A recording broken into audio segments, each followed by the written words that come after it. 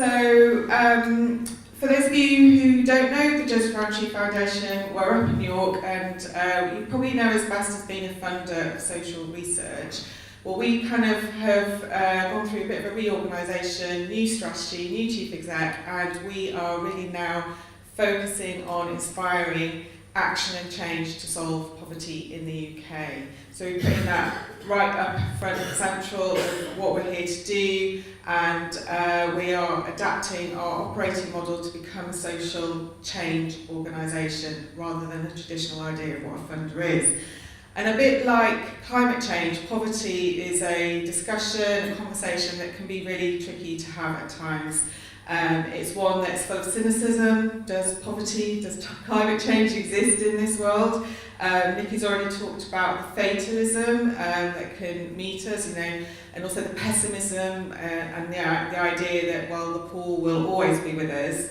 And it's also one, like climate change, that can be really, really toxic and lead to really divisive debate politically as well.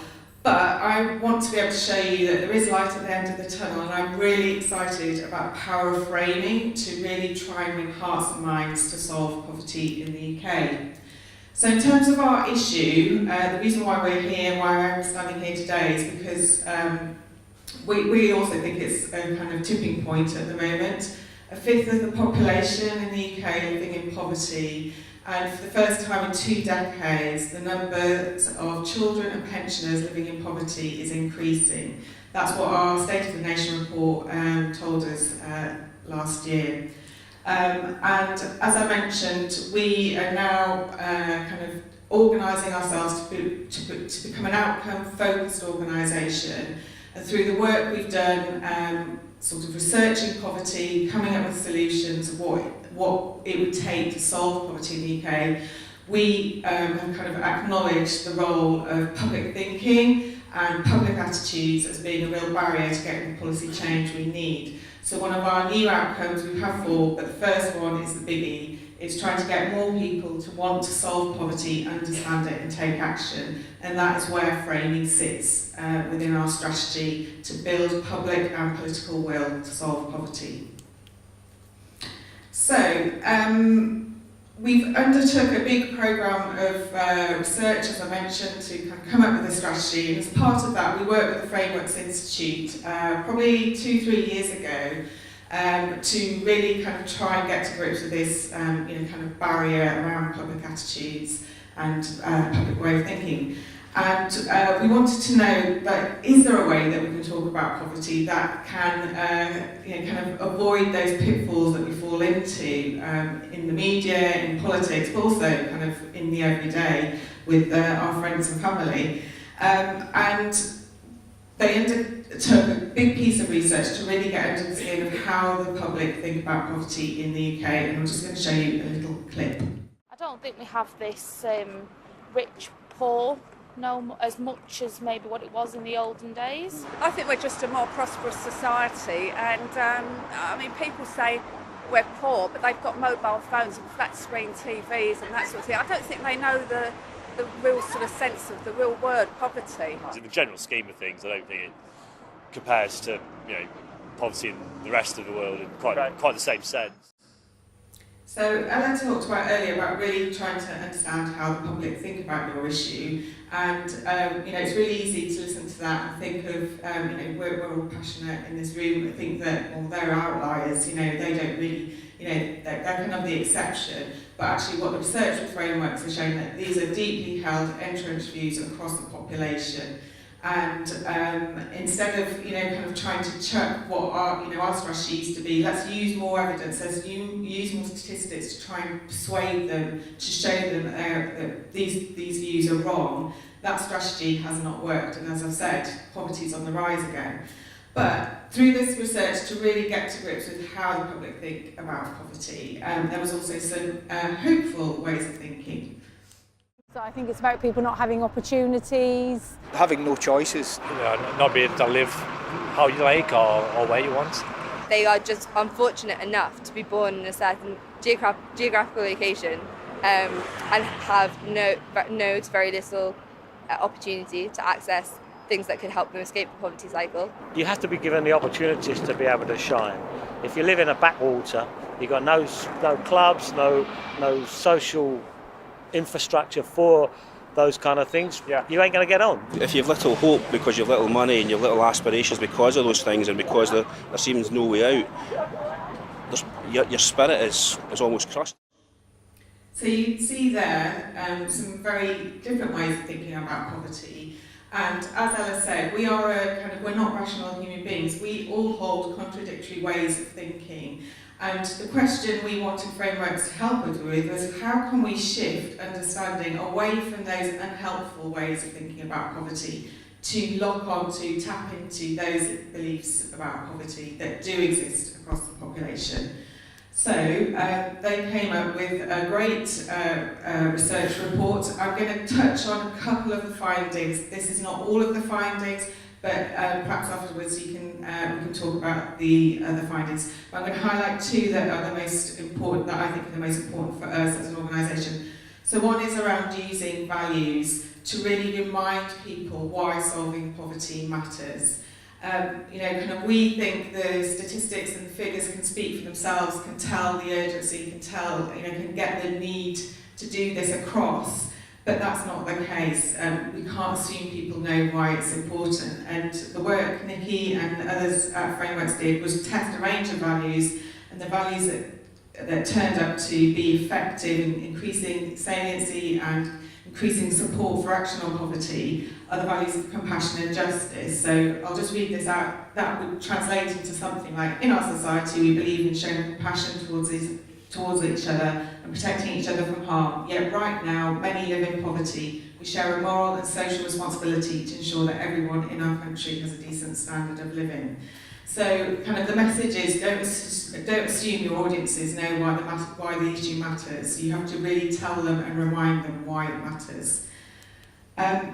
Ella's already touched upon the power of metaphor. Metaphors are a way of really providing a mental image that can stick in the mind of your audience. It does that translation job for you in a really effective way. And there were two metaphors that the research showed that were really effective in trying to shift that meaning. And one was around restricting and restraining, so the idea that our economy is locking people in poverty. Low-paid, unstable jobs mean more and more families can't put food on the table. With the economy driving up the cost of living, many are caught in a daily struggle to make ends meet. Unable to think about a different future, it's hard to break free from the constraints our economy places on people. And a guy in my team did these amazing doodles. That's kind of how you might visualise it in our communication, sort of really highlighting those external forces outside of somebody's control that are impacting on their lives, locking them in poverty.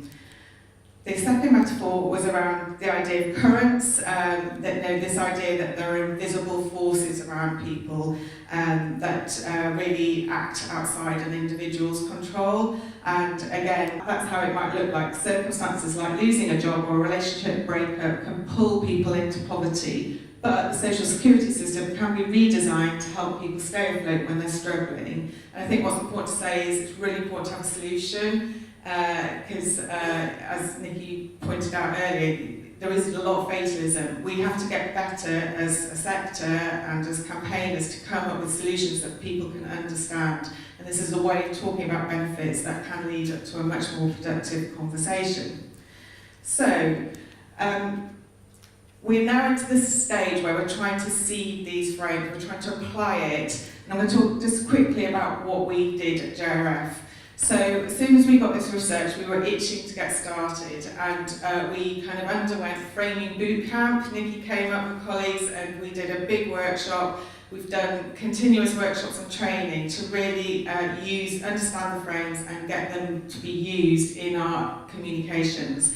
And I'm not just talking about the comms team, I'm talking about across the whole of our policy research analysis, and also kind of our chief exec and the senior members of JRF, because it really does need a senior leadership buy-in, because this is a totally new way of talking for the way JRF operates. And particularly the values have been difficult for us to get to grips with. We're an evidence-based organisation. We have thought for years that the numbers speak for themselves, and we're quite kind of not very comfortable applying values. However, what the work we've done with Nikki has shown that you can apply them in kind of more strident ways, say in a press release or a comment, or more measured ways if we're trying to frame a piece of research. So there's a couple of examples here of kind of our chief exec responding in the Times, and you see that they've picked out the metaphor in that headline, and kind of even down to the people writing the tweets on our social media feed, they are framing everything now. So you see there, what can be done to stem the tide of in-work poverty. The other thing I wanted to say, like Ella said, we need to scale up this work now, and that's what I'm really passionate about, is working in collaboration with others to tell different versions of the same story. And to do that, we need partners, we need collaborators, we need other messengers. And there's a range of people here, and I'll just pick out a few. So On Road Media, Natalie's here at the back, I can see, she's talking later. But we're working alongside poverty activists. We want to work alongside people with experience of poverty to help support them, tell their stories, and get their stories land in a way that they want them to be heard. So we're not being dictatorial and saying you must use these words and phrases. We're saying, look, here are some tools that might help you get your story heard in the way you want it to be heard, especially after so many people have been vilified by the media over the past 10 years. The WI, so Nikki ran a session with the WI, they're running a big food poverty campaign. How powerful could they be as a messenger? They really align with those values of compassion and justice, I would say, and they're an unusual messenger, so we're kind of seeking out opportunities where we can use this work to help others campaigning on issues that would help solve poverty. And I'll just talk about that, A Northern Soul. I don't know if you've heard of it, but it's a film. It's out at the moment, it'll be on the BBC One, and I worked with the filmmaker Sean McAllister on this film. He wanted to do the anti-Ken Loach film. He wanted to do a film about poverty in the UK that preached beyond the choir, but also one that showed an uplifting, inspirational story about people in poverty.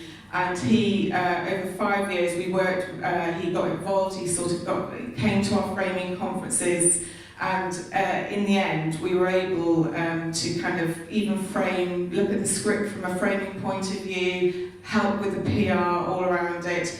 And basically, this is an example of a story, an individual story, one that is really a story for systems change. So I really would urge you to go and look at it, and it does show that I think we can work with creatives and other storytellers to tell new framed stories about issues.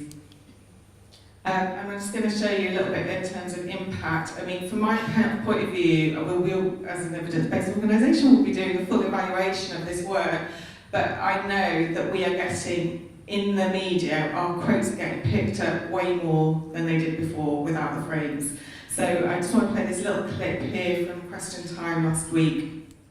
So I think Jeremy Corbyn has really struck a chord with the mood of the public, as the gentleman there said. I think people in this country are sick and tired of an economy that just does not work for them. And 10 years on from the crash, as Rod said, living standards have been really, really squeezed. People now have a new phenomenon where they are working, but they are still locked in poverty.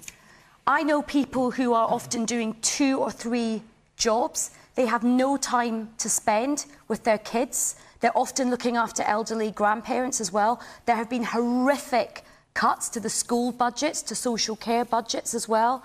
And, if you are lucky enough to be, from a privileged background like Jacob, or you can take a gamble on the economy, and you can sort of theoretically say, well, let's not shake things too much. But you know what?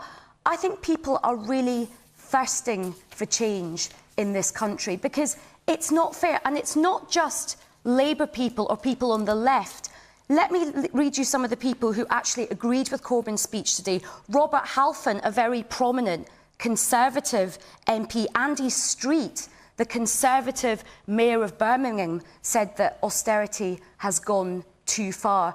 And we need a radical shape-up. And I think the centre ground is shifting to the left on this. I don't know whether you call it left or right. It's whether you think it's fair and whether you want sort of equality and a bit of social justice. So, Aisha Azarika, many of you probably know her, she's a commentator, comedian, and we met with her in the afternoon to do a podcast with people with lived experience of poverty to talk about what Brexit meant for them. She was on Question Time last week, and she actually talked about people being locked in poverty. So, we're seeing the frames being mobilised in the media. And this is another example of political messages, really, really important. We've done workshops with Lib Dems, Labour. We're trying to get in with the Conservatives as well. That was a quote by Margaret Atwood that really kind of showed the deployment of values and metaphors. So what I just would end by saying is that it can seem a very bleak time for campaigners at the moment, particularly climate change and environmental lobby, but also for us poverty campaigners. Brexit's dominating everything, and it's really hard to get any sort of domestic policy reform through. But what I'm really excited about and think is probably one of the most impactful pieces of work as a funder that we have commissioned is this work on framing and the potential it has to really kind of till the soil, create that fertile ground for policy ideas to land when the political weather changes. So I'll just end there.